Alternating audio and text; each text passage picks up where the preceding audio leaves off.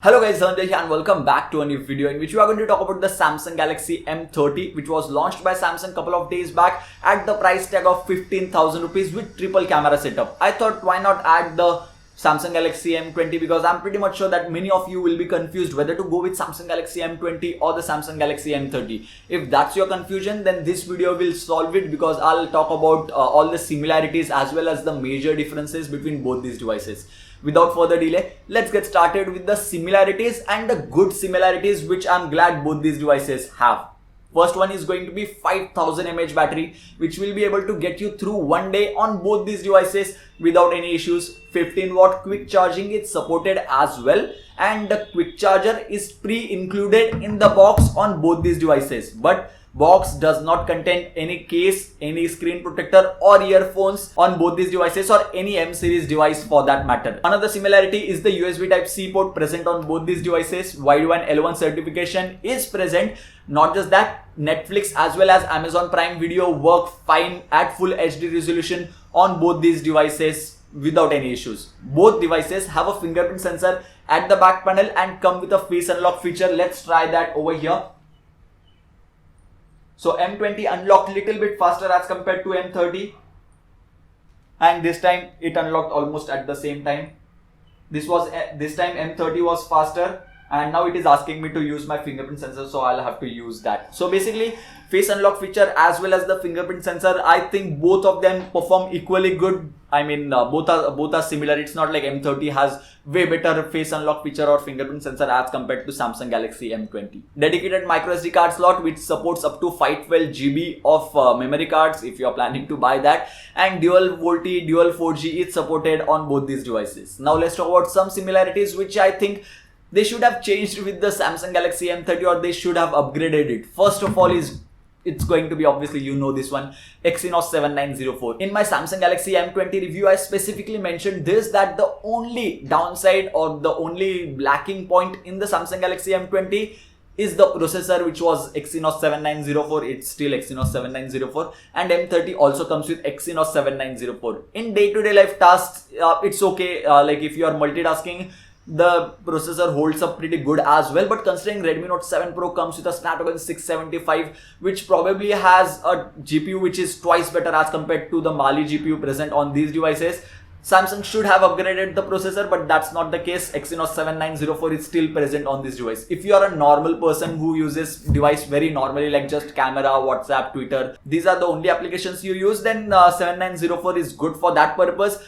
But other than that, if you do heavy gaming, heavy multitasking, then 7904 will struggle for sure. Samsung also launched A30 and A50 at a price tag similar to these devices, and those devices were launched with one UI, and not just that, they had Android Pie as well, whereas M30 and M20 both are stuck on Android Oreo as of now. I'm not sure when the Android Pie update will be coming to any of these devices. As soon as I come to know that, I'll tweet it out, so follow me on Twitter if you are not already. And that's pretty much it for the similarities. Now let's talk about the differences. First and major difference is that when you hold these devices, I feel like Samsung Galaxy M30 feels more premium to hold in hand as compared to M30. Not just that, there is a gradient material used on the M30 as compared to M20. M20 has a single color back panel, whereas M30 has gradient and feels little bit more premium as compared to M20, as I mentioned earlier as well. Another factor which you will notice instantly is the camera setup. Obviously, M20 comes with a dual camera setup and M30 comes with a triple camera setup.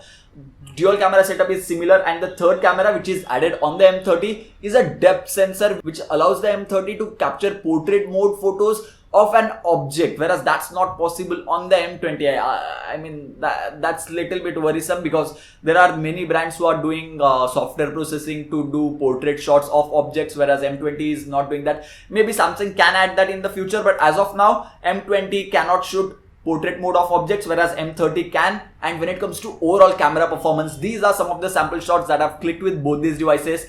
Pick one. Which one do you like? Left one or right one? This is a portrait mode shot of me standing, and these are some other camera samples which you are seeing on the screen right now. These are some of the wide angle shots as well. Notice the colors, notice the details, whichever you like. Pick one, right or left, or A or B. If you selected A, then that's the Samsung Galaxy M20, and if you selected B, then that's the Samsung Galaxy M30. I personally loved the pictures on Samsung Galaxy M30 more than Samsung Galaxy M20. If you chose that, then like very good, like virtual cookie for you, maybe. That's it. I can't do anything more than that. But it's really good to see that Samsung has improved camera performance with Samsung Galaxy M30. I feel like software processing is little bit different on the M30, because of which pictures look little different and colors look more poppy and much better as compared to Samsung Galaxy M20. When it comes to camera performance, and if camera is your topmost priority, then Samsung Galaxy M30 is a better device as compared to Samsung Galaxy M20. Samsung Galaxy M20 comes with Infinity V notch, whereas M30 comes with Infinity U notch.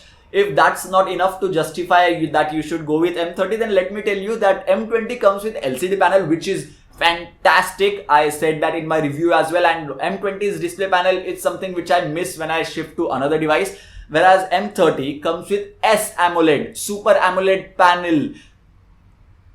Do I need to say something else? Like, Super AMOLED panels are fantastic. They have great contrast, great color reproduction, amazing saturation, which I personally love. And as it comes with AMOLED, means that it is going to have those deep blacks. So when it comes to overall display quality, I can't directly say that M30 is much better as compared to M20, because as I said in my review, Samsung has done an excellent job with the M20's display panel.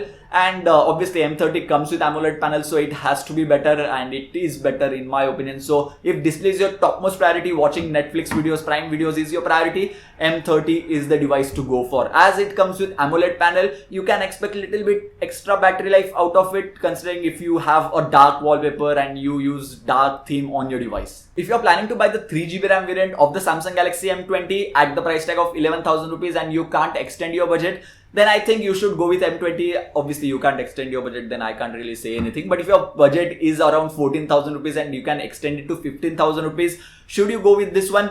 I personally think that obviously due to the S AMOLED screen, triple camera setup, which is better as compared to Samsung Galaxy M20, I think upgrading to M30 by paying extra 2,000 rupees is worth it if that's possible for you. But if you decide to save 2,000 rupees and decide to go with M20, then that's not a bad decision, considering both these devices have similar battery backup, similar software experience, similar processing power, as well as similar multitasking experience, and software updates in the future will be same on both these devices. M30 also comes with a 6GB RAM variant with 128GB of internal storage at the price tag of 18,000 rupees if you are interested in that, whereas M20 does not have a 6GB RAM variant as of shooting this video. And that's pretty much it for the comparison between Samsung Galaxy M20 and the M30. I hope your doubts are solved. What do I think about the competition other than Samsung? Obviously, Redmi launched Redmi Note 7 Pro with Snapdragon 675 processor at the price tag of 14,000 rupees, undercutting the M30. So that's going to be a difficult choice, but I am going to say that M30 has its own pros, such as AMOLED display, 5000 mAh battery, which are not present on the Redmi Note 7 Pro. Redmi Note 7 Pro obviously has its own pros. If you want me to do a comparison video, which I'll probably do, let me know about that in the comment section box below. If you still have any more doubts, suggestions or queries between both these devices, do let me know about that in the comment section box below, or tweet it to me at @Dhananjay_tech. I'll get back to you for sure. If you enjoyed this video, give this video a thumbs up, subscribe to the channel if you haven't already, press the bell icon so that you will get notified each time I upload a new video, because videos on Samsung Galaxy A30, A50, Samsung Galaxy S10 Plus are going to come real soon on the channel. So yeah, thank you guys, thank you for watching.